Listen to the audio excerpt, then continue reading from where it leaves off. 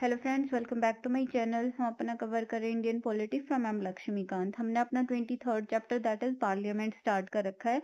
Last की video में हमने अपना टॉपिक कवर करा था मेंबरशिप ऑफ पार्लियामेंट। उसमें हमने दो चीजें देखी थी, एक तो क्वालिफिकेशंस और डिस्क्वालिफिकेशंस। मतलब कि अगर कोई भी पर्सन मेंबर ऑफ पार्लियामेंट बनना चाहता तो उसके लिए क्वालिफिकेशंस क्या क्या रिक्वायर्ड है और क्या क्या कंडीशंस है जिनमें उनको डिस्क्वालिफाइड माना जाएगा कि मतलब वो पर्सन मेंबर ऑफ पार्लियामेंट बनने के लिए एलिजिबल नहीं होगा। आज की वीडियो में हम अपना कवर करेंगे कि वो कौन सी कंडीशंस हैं, वो कौन से केसेस हैं जिसके अंदर कोई इलेक्टेड मेंबर ऑफ पार्लियामेंट है अगर, तो उसको अपनी सीट वेकेंट करनी पड़ेगी। तो उन केसेस को हम डिटेल में कवर करेंगे। तो सबसे पहले है, ये मेंशन करा गया है अंडर आर्टिकल 101 के अंदर कॉन्स्टिट्यूशन के अंदर कि कोई भी same person both the houses of parliament का एक टाइम पे मेंबर नहीं हो सकता। कि ये कंडीशन नहीं होता कि सेम पर्सन है और वो मेंबर ऑफ लोकसभा भी है और मेंबर ऑफ राज्यसभा भी है, ये इसके लिए वैलिड नहीं है। अगर ऐसा केस आता है, मान लो कोई पर्सन लोकसभा में भी इलेक्ट हो जाता है और राज्यसभा में भी इलेक्ट हो जाता है, तो उस केस में क्या करा जाएगा? तो उस केस में उस पर्सन को विद इन 10 डेज हाउस को ये बताना पड़ेगा, हाउस मतलब secretary general of the house को ये बताना पड़ेगा कि किस हाउस ऑफ पार्लियामेंट के अंदर वो मेंबर ऑफ पार्लियामेंट बनना चाहता है।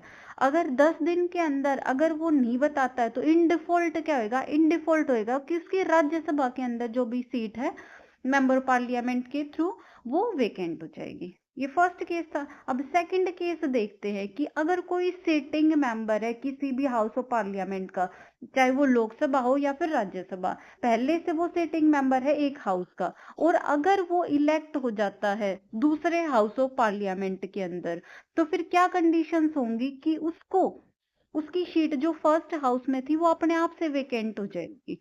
ये केस होता है। थर्ड केस देखते हैं हम।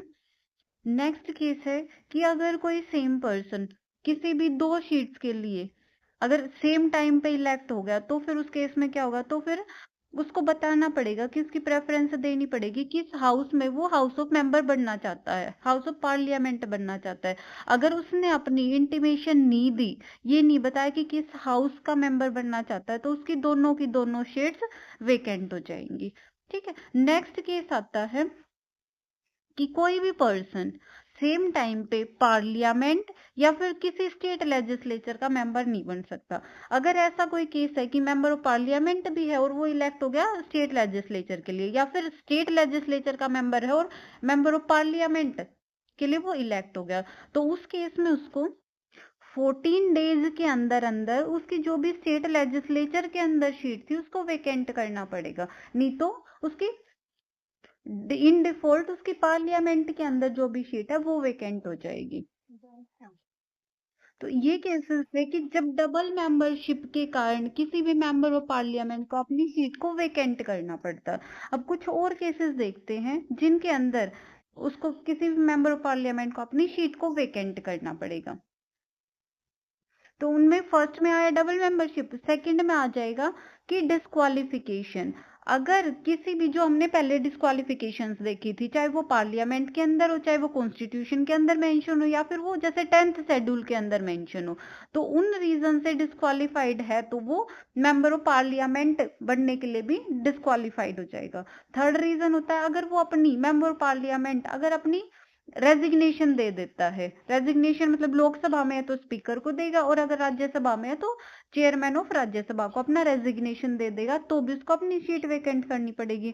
फोर्थ केस है कि एबसेंट रहे, अगर वो लगातार 60 डेज तक हाउस की जो भी मीटिंग्स हैं उनसे अगर वो वेकेंट एबसेंट है तो वो मेंबर ऑफ पार्लियामेंट को अपनी सीट को वेकेंट करना पड़ेगा। और कुछ और रीजंस हैं जैसे कि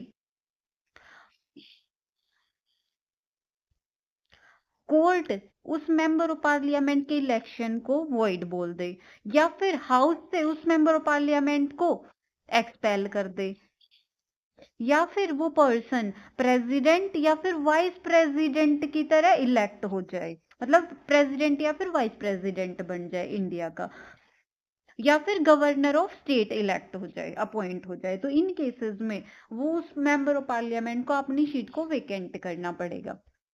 तो फ्रेंड्स आज की वीडियो में इतना ही। नेक्स्ट टॉपिक हम कवर करेंगे कि presiding officers of the parliament क्या कौन कौन होते हैं, जैसे speaker, Lok deputy speaker, chairman of Rajya Sabha, vice chairman of Rajya Sabha, इन सबको अगली वीडियो में कवर करेंगे। और आपको अगर वीडियोस रेलिवेंट लग रही हैं तो प्लीज इनको लाइक शेयर जरूर करें, और चैनल सब्सक्राइब नहीं करा है तो चैनल को सब्सक्राइब कर लें।